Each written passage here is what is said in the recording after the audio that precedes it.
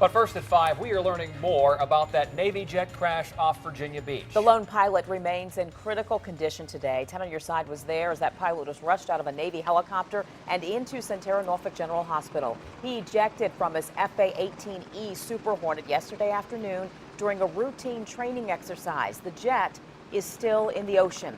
And the Navy tells 10 on your side there is no plan for a stand down at this point. The big question, what happened? 10 on your side, Stephanie Harris spent the day speaking with the Navy and looking into that ejection system. She joins us now. Nicole, 10 on your side has learned the pilot is a newer member of the Strike Fighter Squadron 143 called the Pukin Dogs. A source close to the unit tells us that pilot has broken arms and legs, but no head or neck injuries. Now, those injuries we know could have been much worse. We have some video that shows you why.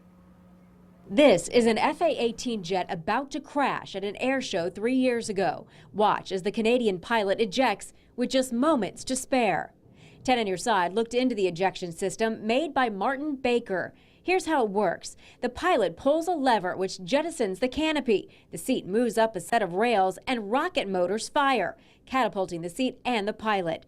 The sheer force and speed of this process almost guarantees some injuries. Remember, the pilot's body is moving at the same speed and direction as the jet.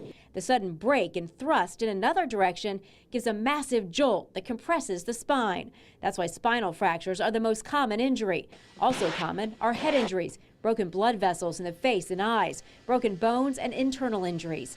Timing and posture can reduce these injuries, and that's why pilots train often. The man who survived this crash said training and instinct are what saved his life. I knew where the jet was going and I didn't want to be there with it, so I knew my only chance of survival was to pull the ejection handle.